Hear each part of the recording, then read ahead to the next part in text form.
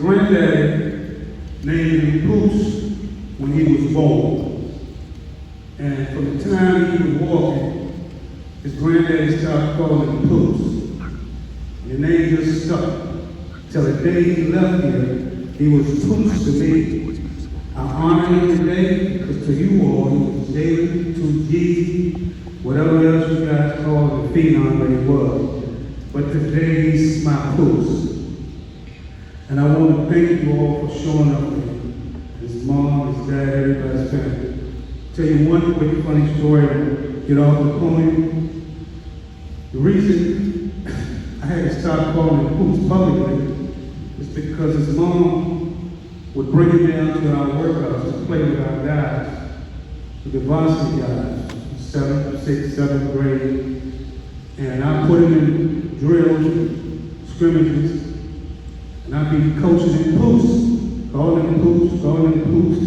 His mom be sitting there. I was happy to be closer one day to them. He walked over to his mom and said, "You keep calling me Pooch." And she told him, she said, "Because what your granddaddy named you, Pooch." And I just thought it was funny, so I started calling Jaylen publicly. But every time I come see him, he was Pooch. Other than that, when he asked me to say a few things about him, I wanted to talk about the things you don't know about Jaylen, his character. This was a tremendous young man. He was a blessing from God in so many ways. His grandfather and I was like my brother. We talk every day about our children. And most recently, Pooch, because, he's the phenom that you all know. But he's still somebody's son. He's somebody's grandson, nephew, cousin, and this young man was raised tremendously. And I say this because there's some stories that you need to know.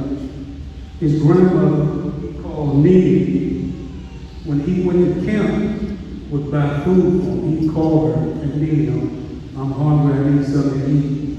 She didn't know at the time he was playing. So she would order him some Chick-fil-A, I think it's a #1. Is that what it is? She would order one. He would get the #1, bring it back to camp, and split it between his teammates that didn't have food to eat. So that #1 grew to #2 #1s. And he would split that up. And one day, she figured it out. He ordered a 20-piece. This wouldn't eat that much. He had it for his camp. Just the kind of character he is. Last story I'll mention, and I'll sit down, is something his grandfather and I talked about. They let me know that this was somebody other than a phenom. He had an assignment. He went to a Christian middle school, probably 5th or 6th grade, early in his life. This was, it brought tears to my eyes. This 6th grader had a spiritual, biblical assignment for his class. You know what his assignment was? That he wanted to teach his class? The book of Revelation for a 5th or 6th grader. He wanted to teach that to his classmates. And his instructors felt like maybe this might be a little too deep for his classes. Jaylen's responsible, okay? We all need to know what God's promised. This is the kind of character that this young man had that we don't see. We see the behind the back, between the legs, the jumper. But the things that he held in his heart for people, the things that he said to his family about grown people being mean, and not understanding that we're just kids trying to have fun. People, we gotta do better. At these age, you turn against grown people, we gotta do better. We gotta support our kids. We gotta stop fighting these kids. Instead of encouraging them, we out there challenging the kids like they are us. These are our babies. I can't, my heart hurts when I hear it. Here's a young man that knows this.